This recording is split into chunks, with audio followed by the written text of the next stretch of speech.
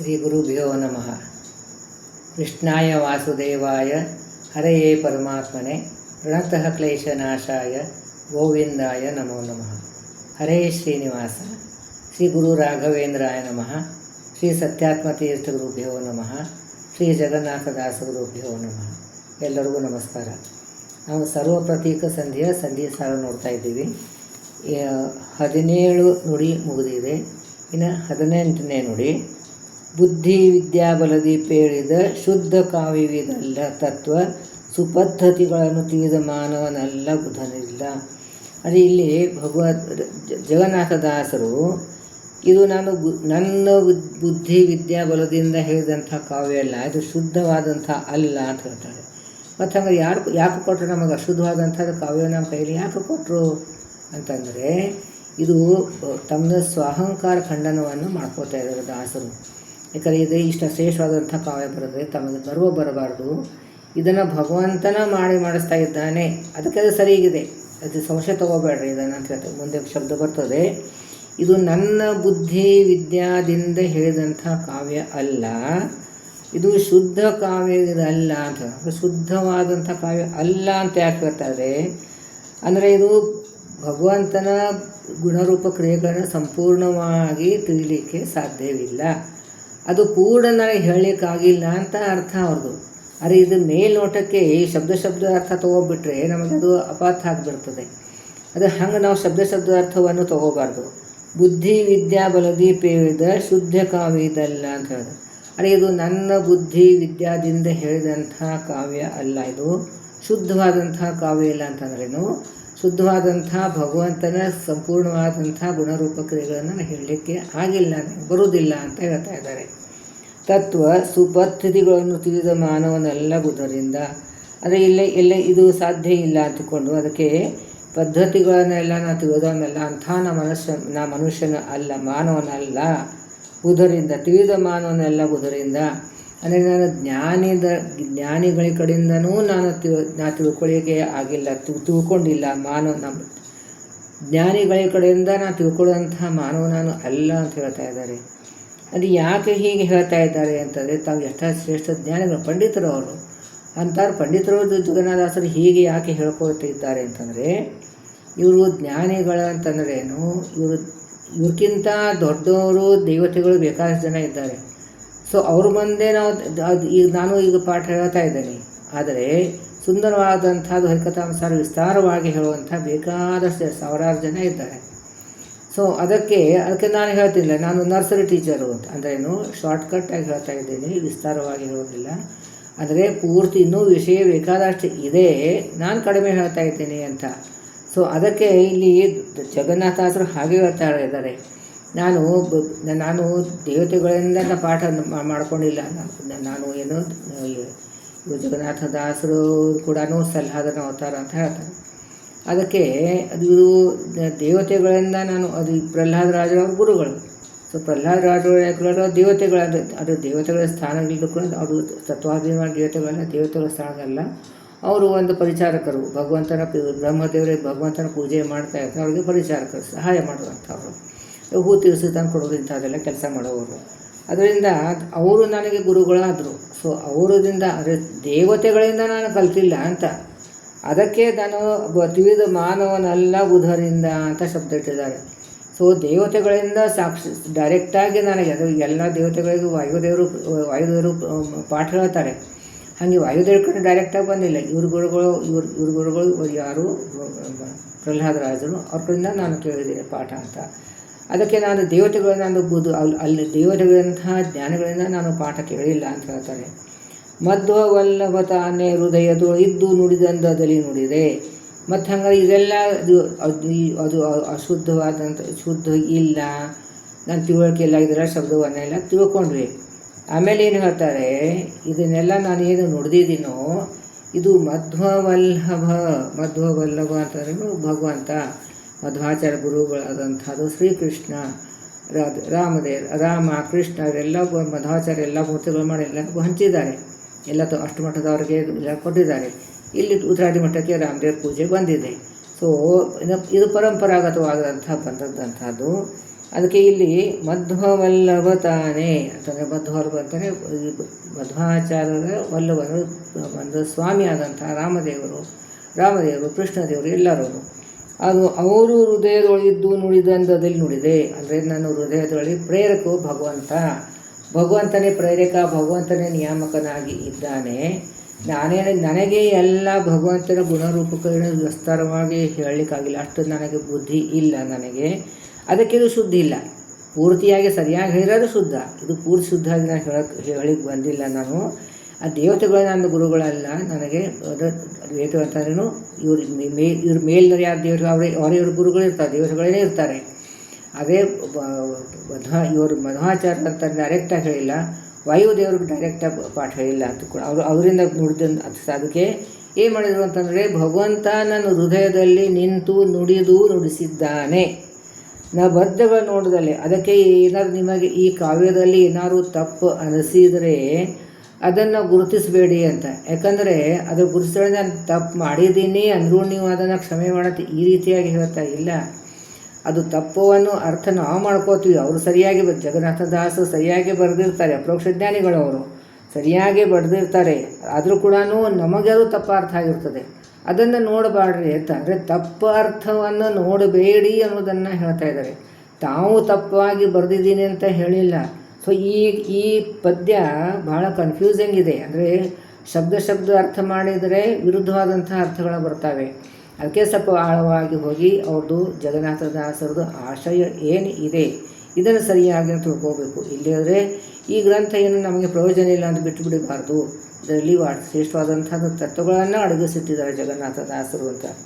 So ಅದಕ್ಕೆ ಭಗವಂತ ನನ್ನ ಹೃದಯದಲ್ಲಿ ನಿಂತ್ಕೊಂಡು ನನ್ನ ಬಿಂಬರೂಪಿ ಪರಮಾತ್ಮನೇ ನನಗೆ ನುಡಿಸ್ತಾ ಇದ್ದಾನೆ ಅಂತ. ಆಮೇಲೆ ಈ ಮಧ್ವವಲ್ಲಭ ಅಂತ ಹೇಳಿದ್ರೆ ನಾವು ಮಧ್ವಾಚಾರ್ಯ ಶಾಸ್ತ್ರವನ್ನು ಮಾಡ್ತಾಯಿದ್ವಿ, ಎಲ್ಲಿ ಕಲಿತಾ ಇದ್ದೀವಿ. ಅವರು ಶಾಸ್ತ್ರವನ್ನು ನಾವು ಫಾಲೋ ಮಾಡ್ತೀವಿ, ಎಲ್ಲ ಪೂರ್ತಿ ಫಾಲೋ ಮಾಡೋದಿಲ್ಲ. ಅದಕ್ಕೆ ಅಗಳ ಬಂದಂಥ ಶಬ್ದಕ್ಕೆ ಇದೇ ರೀತಿಯಾಗಿ ಅನ್ವಯ ಮಾಡಬಹುದು. ಅಂದರೆ ಪೂರ್ತಿಯಾಗಿ ಭಗವಂತ ಚಿಂತನೆ ಮಾಡಲಿ ಬರುವುದಿಲ್ಲ. ಅದೇ ರೀತಿಯಾಗಿ ಮಧ್ವಾಚಾರ್ಯ ಹೇಳಿದಂಥ ಎಲ್ಲ ರೂಲ್ಸು ನಾವು ಫಾಲೋ ಮಾಡೋಕ್ಕಾಗೋದಿಲ್ಲ. ಅದಕ್ಕೆ ನಾವು ಮಾಡೋದಿಲ್ಲ ಅಂತಿಲ್ಲ, ಸ್ವಲ್ಪ ಮಾಡ್ತಾ ಇರ್ತೀವಿ, ಪೂರ್ತಿ ಮಾಡೋಕ್ಕಾಗೋದಿಲ್ಲ ಅಂತ ಅರ್ಥ. ಅದಕ್ಕೆ ನಾವು ಮಾಡೋದೇ ಇಲ್ಲ ಅಂತ ಹಿಂಗೆ ಅರ್ಥ ಬರ್ತದೆ. ಹಾಗಲ್ಲ, ಪೂರ್ತಿ ಮಾಡೋಕ್ಕಾಗೋದಿಲ್ಲ ಅಂತ ಅರ್ಥ ಮಾಡ್ತೀವಿ.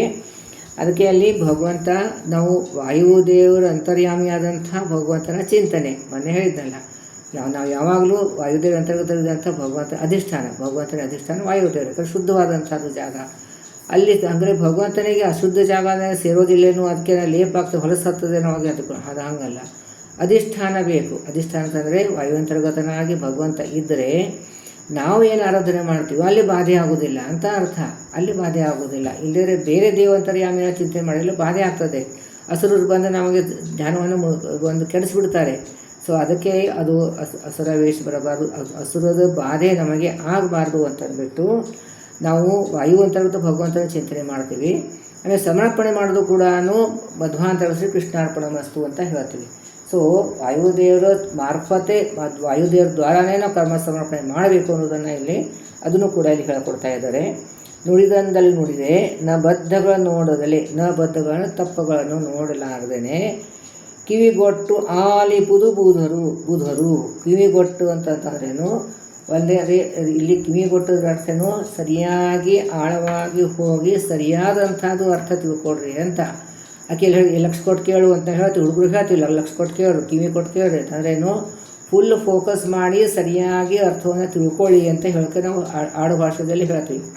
ಅದನ್ನೇ ಇಲ್ಲಿ ಹೇಳ್ತಾ ಇದ್ದಾರೆ. ಕಿವಿಗೊಟ್ಟು ಆಲಿಪುದು, ಕಿವಿಗೊಟ್ಟು ಅಂತಂದರೆ ಆಳವಾಗಿರೋದು ಸರಿಯಾದಂಥದ್ದು ಅರ್ಥವನ್ನು ನಾವು ಮಾಡಿಕೊಂಡು ಆಲಿಪುದು ಅದನ್ನು ನಾವು ಸತತವಾಗಿ ಮನನ ಮಾಡಬೇಕು. ಮಧ್ವಾಚಾರ್ಯ ಹೇಳಿದಂಥ ತತ್ವಗಳನ್ನು ಅದನ್ನು ಸತತವಾಗಿ ಮನನ ಮಾಡಬೇಕು. ಭಗವಂತನ ಗುಣರೂಪ ಕ್ರಿಯೆಗಳ ಚಿಂತನೆಯನ್ನು ಮನನ ಮಾಡಬೇಕು. ಅವನ ಅವತಾರ ಅವಶಾತಗಳ ಪ್ರಾದುರ್ಭಾವ ಅವತಾರಗಳನ್ನು, ಮೂಲರೂಪ ಅವತಾರಗಳನ್ನು, ಪ್ರಾದುರ್ಭಾವ ಅವತಾರಗಳನ್ನು ಅಥವಾ ಅವೇಶ ಅವತಾರಗಳನ್ನು, ಅಂಶ ಅವತಾರಗಳನ್ನು, ವಿಭೂತಿ ಅವತಾರಗಳನ್ನು ಇದೆಲ್ಲ ಚಿಂತನೆ ನಾವು ಮಾಡಬೇಕು.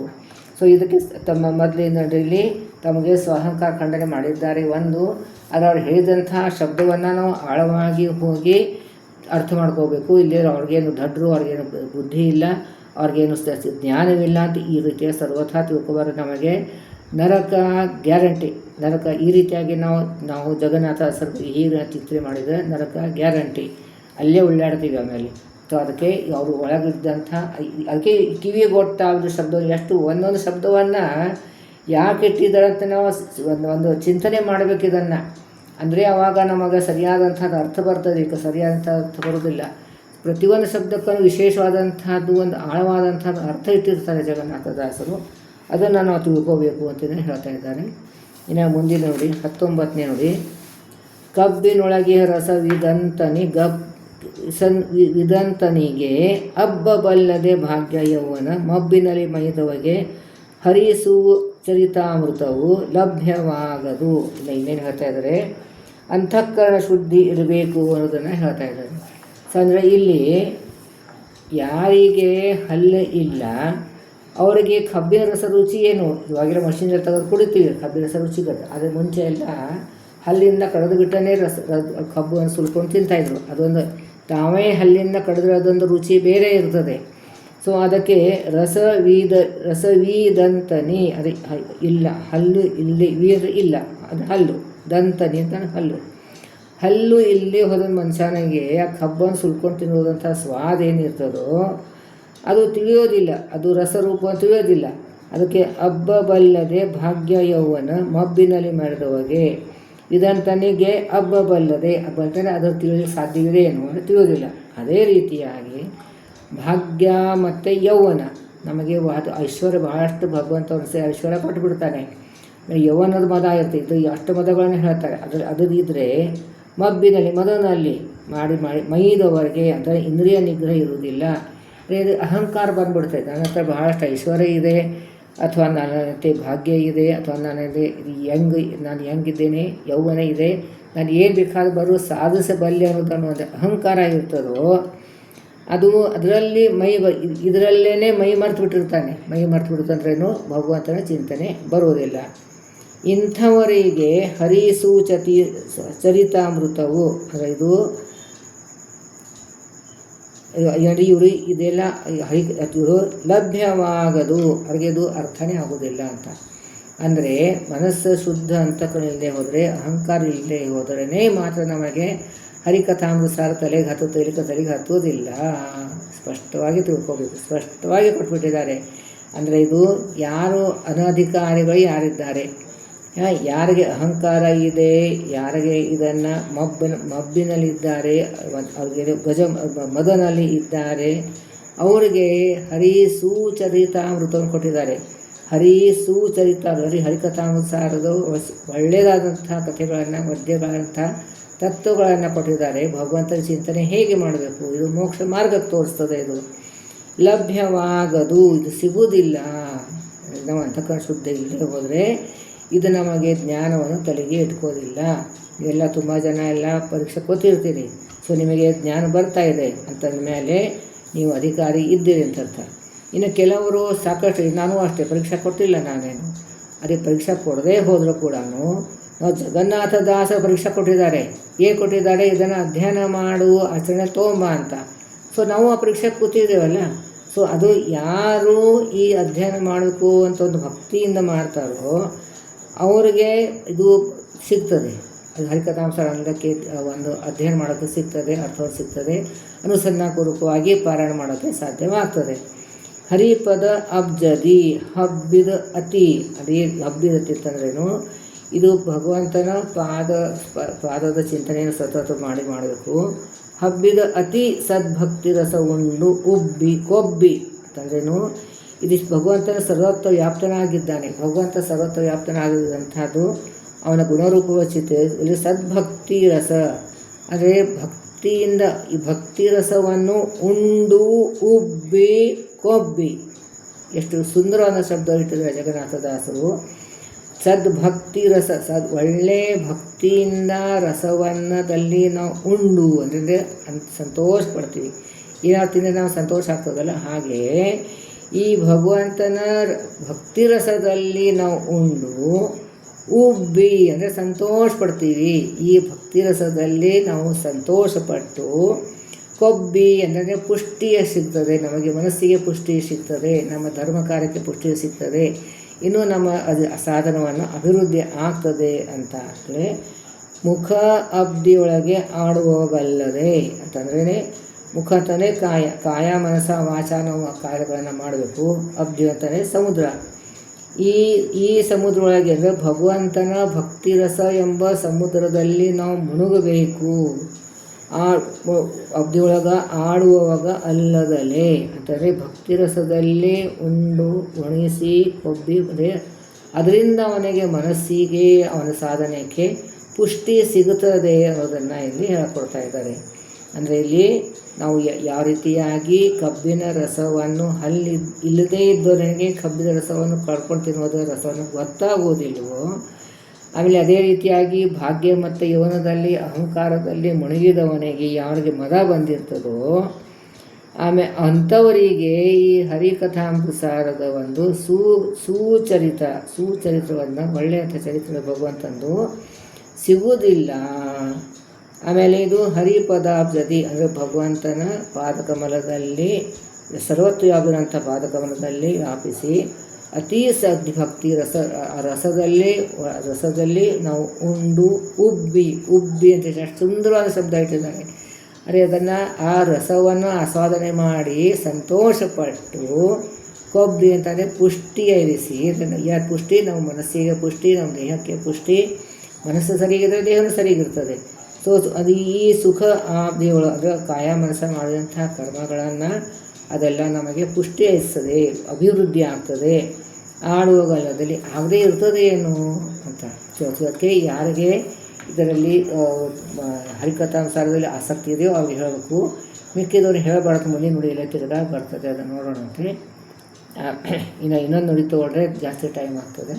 ಅದಕ್ಕೆ ಇಲ್ಲಿಗೆ ನಿಲ್ಲಿಸೋಣ. ನೀವೆಲ್ಲರೂ ಸರಿಯಾಗಿ ರೆಸ್ಪಾಂಡ್ ಮಾಡಿ, ನಿಮ್ಮದು ಅನಿಸಿಕೆಗಳನ್ನು ಅದು ಮೆಸೇಜ್ ಮಾಡಿ, ಆ ಕಮೆಂಟ್ ಬಾಕ್ಸಲ್ಲಿ ಹಾಕಿ ಅಥವಾ ನನ್ನ ಪರ್ಸನಲ್ ನಂಬರಿಗೆ ಮೆಸೇಜ್ ಮಾಡಿ. ನಂಬರನ್ನು ಕೊಟ್ಟಿದ್ದೀನಿ ನಾನು ಒಂದು ಆಡಿಯೋದಲ್ಲಿ, ಒಂದು ವಿಡಿಯೋದಲ್ಲಿ ನಂದು ಫೋನ್ ನಂಬರ್ ಕೊಟ್ಟಿದ್ದೀನಿ. ಯಾರು ಬೇಕಾದರೂ ನೀವು ನನಗೆ ಮೆಸೇಜ್ ಮಾಡ್ಬೋದು. ನಾಹಂ ಕರ್ತ ಹರಿಕರ್ತ ಹರಿ ಪ್ರೇರಣೆ ಹರಿ ಪ್ರೀತ್ಯರ್ಥಂ ಪತಿ ಅಂತರ್ಗತ ಮಧ್ವಾಂತರ ಶ್ರೀ ಕೃಷ್ಣ ಅರ್ಪಣಮಸ್ತು.